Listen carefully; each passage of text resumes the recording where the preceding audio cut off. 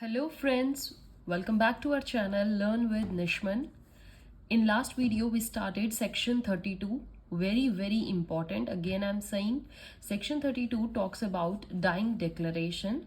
In last video I gave you intro of dying declaration, what actually it is, what are its part, and today we are going with its explanation.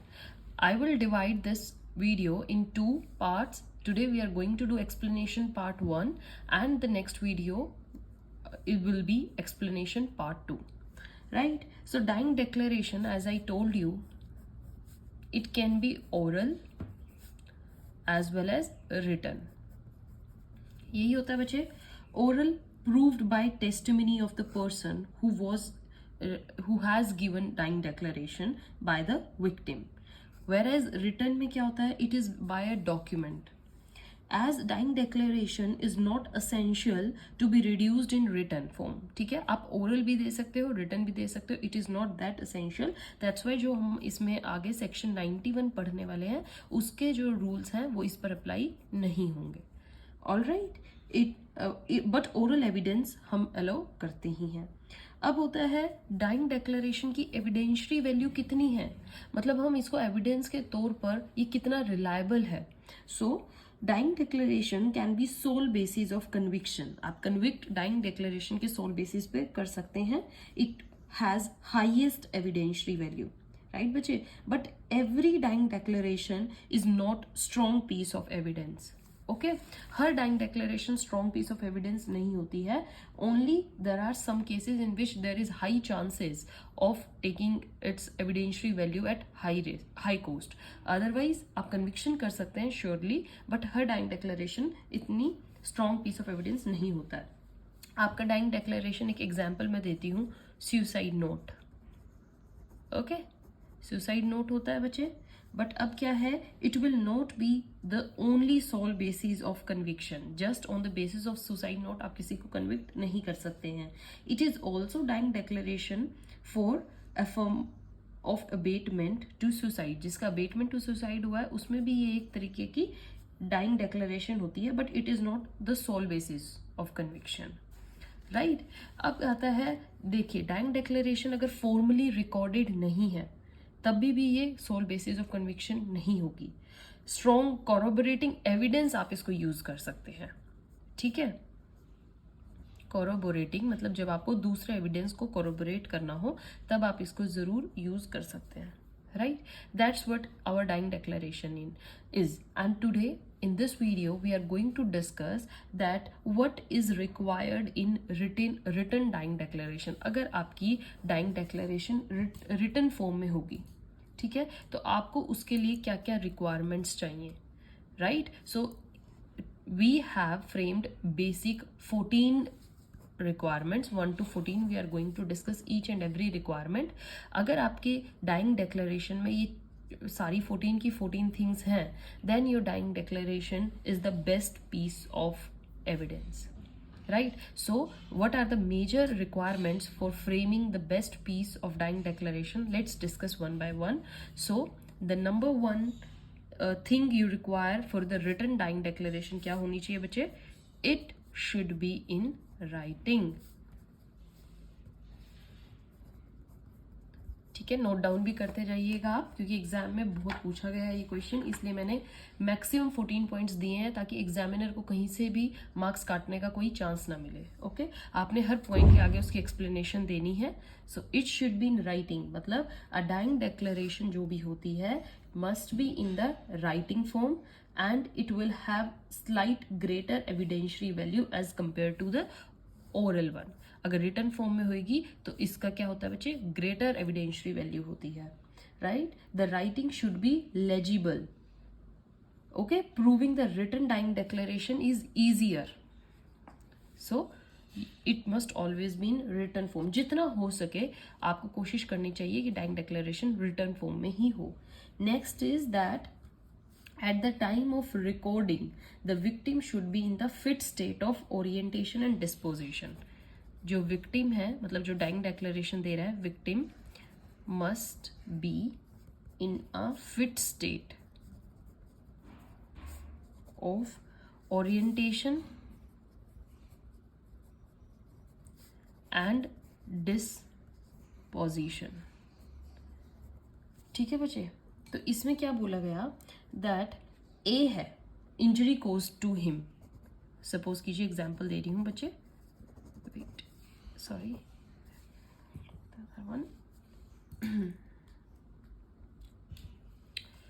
ए है right बच्चे। अब इसको injury caused हुई है and he is in a very serious condition, so before death he made his dying declaration.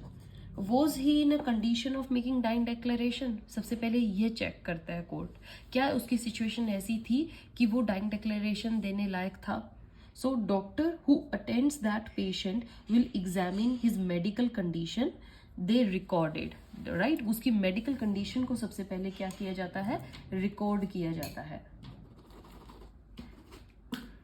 Okay तो हम dying declaration को सबसे पहले ये चेक करते हैं विक्टिम की कि वेदर वो उसकी स्टेट ऐसी थी कि वो डाइंग डिक्लेरेशन लिख सकता था कि नहीं। सो ए कंडीशन क्या प्रूव हुई? He was in a bad condition. So how can he made dying declaration at such state? Question ये राइज हुआ। देयरफॉर क्या होना चाहिए बच्चे? Fitness certificate from the doctor who was attending that victim, that victim is fit for the orientation and disposition. तो सबसे पहले जो जरूरी होता है डाइंग डिक्लेरेशन से पहले, दैट एक फिटनेस सर्टिफिकेट आपके पास होना चाहिए, क्योंकि कोर्ट डेफिनेटली ये क्वेश्चन अराइज करेगी कि क्या उस टाइम पर विक्टिम की कंडीशन ऐसी थी कि वो डाइंग डिक्लेरेशन देने लायक था कि नहीं। ठीक है, certificate. So before making any dying declaration one must get a fitness certificate from the doctor. Doctor कौन होना चाहिए? जो विक्टिम को हैंडल कर रहा है राइट। सो ओरिएंटेशन और डिस्पोजिशन, यहाँ पे जो बच्चे मैंने दो वर्ड यूज किए इनका मतलब भी आपको पता होना चाहिए। ओरिएंटेशन होता है incline, means you are capable of understanding the things asked to you. जब विक्टिम से क्वेश्चन पूछा जा रहा है कोई भी, तो वो उस क्वेश्चन को अंडरस्टैंड कर सके, अंडरस्टैंडिंग पावर उसकी,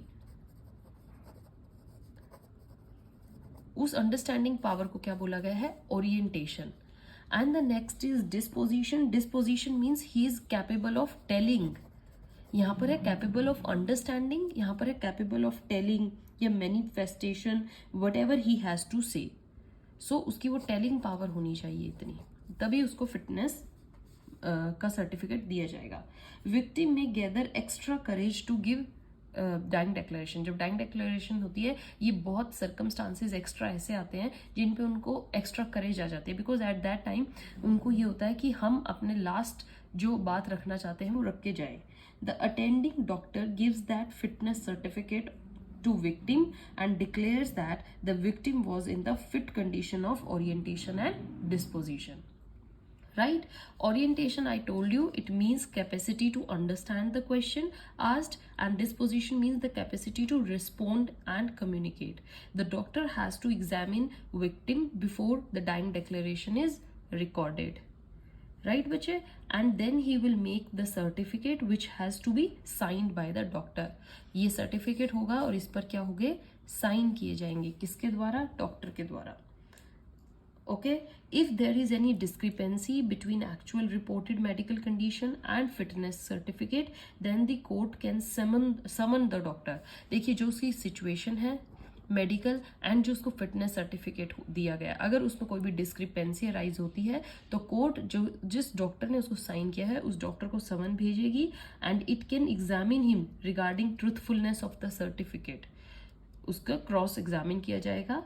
a victim can always, despite his extreme adverse medical condition, gather the courage and strength in the last moments of his life to speak out that who is the actual culprit. He spell out the name of that actual culprit. So ये एक extra courage भी factor होता है जो last time पर victim को आता है। ठीक है बच्चे, so these are the main two conditions. Now come to the third one, what is the requirement for writing the best dying declaration? The third requirement must be the time of recording should be properly mentioned. Okay, time of recording should be clearly mentioned. ये तो बहुत ज़रूरी है बच्चे, अगर हम एक normal person से पूछें बहुत ज़रूरी होगा. There should not be any discrepancy in writing the time, right, or recording the time, that is time recorded in that dying declaration should be the time before the death of the victim. बिल्कुल ये ज़रूरी है. देखिए 12:45 पर patient की या victim की death हो रही है, राइट, और आप 1:45 टाइम दे रहे हैं, 1:15 टाइम दे रहे हैं किसका, डाइंग डिक्लेरेशन का. तो ऑब्वियसली है ये बिल्कुल ही इम्पॉसिबल थिंग है. Okay, here dying declaration will be inadmissible हो जाएगी. But if the discrepancy can be explained, अगर आप एक्सप्लेन कर पाते हो, फॉर एग्जाम्पल आपने बोल दिया कि clock was fast in another room, दूसरे रूम में क्लॉक थोड़ी फास्ट चल रही थी, एंड कोर्ट अगर सेटिस्फाई हो जाता है इस बात से तो डाइंग डिक्लेरेशन एडमिसिबल भी है. तो आपका वो देखिए, वो हर एक जगह एक एक्सेप्शन तो होता ही है. अगर एक्सेप्शनली कुछ एक्स्ट्रा थिंग ही हो गई है वो एक्सेप्टेबल है, बट अदरवाइज टाइम जो होना चाहिए वो always must before the death. However, if the discrepancy is properly explained and court is satisfied with explanation, then dying declaration will still be admissible and evidentiary value will not get affected. कोई फर्क नहीं पड़ेगा, but आपको focus क्या करना चाहिए? It should be clearly mentioned. Come to the fourth one. What your fourth point says of dying declaration, that victim should have signed the dying declaration. Signed the dying declaration. He must have signed the dying declaration at the end of it, last में. जैसे ये एक dying declaration पूरा document बना है बच्चे, तो यहाँ लास्ट में विक्टिम के सिग्नेचर होने चाहिए, and that signature should be proved on the basis of previous signature जो है. Expert will prove that signatures. Okay, expert बिल्कुल प्रूव करेंगे कि वो जो सिग्नेचर्स हैं वो टोटली करेक्ट किए गए हैं या कोई इनमें डिस्क्रिपेंसी है. ठीक है. इफ इलिटरेट, अगर जो विक्टिम है वो इलिटरेट पर्सन है, then what is the main thing, उसका thumb impression. Court will be cautious in thumb impression. देखिए थंब इम्प्रेशन तो ये होता है कि अगर वो पर्सन डाइड है, स्टिल आप उसके जो थंब इम्प्रेशन है वो ले सकते हैं. तो यहाँ पर कोर्ट थोड़ा कॉशियसली चेकआउट करती है. If the person was illiterate, it is required that he or she should have signed dying declaration. If the declaration is not signed, in such a case, rather the thumb impression has been put, then discrepancy has to be explained. That is, court has to be satisfied as to what was the medical condition because of which victim could not sign the dying declaration. Okay, देखिए अगर literate है तो पक्का उसको sign करने ही पड़ेंगे. अगर वो फिर भी साइन नहीं कर पाया तो कोर्ट को आपको सेटिस्फाई करना पड़ेगा कि वो ऐसे, उसकी ऐसी कंडीशन क्या थी जिससे वो साइन नहीं कर पाया. राइट, आपको कोर्ट को बिल्कुल 100% ये बताना पड़ेगा, और कोर्ट इस चीज़ को कॉशियसली चेक भी करेगी कि जब विक्टिम है वो लिटरेट है, उसने डाइंग डिक्लेरेशन दी है और उसने साइन नहीं किए, व्हाई दैट सो, तो वो चीज़ आपको प्रूव करनी पड़ेगी दैट उसकी medical condition before the dying declaration कैसी थी. Okay, however if victim was illiterate, अगर वो इलिटरेट है, ओके, इलिटरेट है, then thumb impression would be justified. उस केस में आपके थंब इम्प्रेशन जस्टिफाइड होंगे. Though in the case of thumb impression, a doubt can always be raised as to whether it was taken after the death. एक doubt element तो देखिए रहता ही होता है कि वो बाद में तो नहीं लिए गए हैं. If the victim was in extremely injured condition and he still has signed the dying declaration, then fact that he was able to sign has to be explained. अगर वो कंडीशन ही इतनी बुरी और स्टिल उसने साइन कर दी, ये भी question arise होता है. तो आप ये देखिए, कोर्ट जो है वो हमेशा बोथ फैक्टर्स को लेकर चलती है. ठीक है, आप ऐसे ही मतलब फ्रीली स्टेटमेंट नहीं दे सकते हैं. Court will check what was his condition, उसने साइन अपने किस कंडीशन में किए जब वो इतना मेडिकली इंजर्ड था. राइट, ओके, इंजर्ड कंडीशन में भी उसने साइन कर दिए, तो इसके पीछे का भी कोर्ट एक प्रूफ मांगती है. Right, so this is all about today's video. I have started with explanation first part of dying declaration. हम dying declaration पे already एक वीडियो बना चुके हैं, आप सबने obviously देखी होगी. Now this video we have started what are the best ways of writing the dying declaration. There are in total 1 to 14 ways, and today we have discussed 4. In next video, stay tuned. We are going to discuss the next further requirements that are needed for writing the best piece of dying declaration. Till then, keep reading, keep studying. Thank you.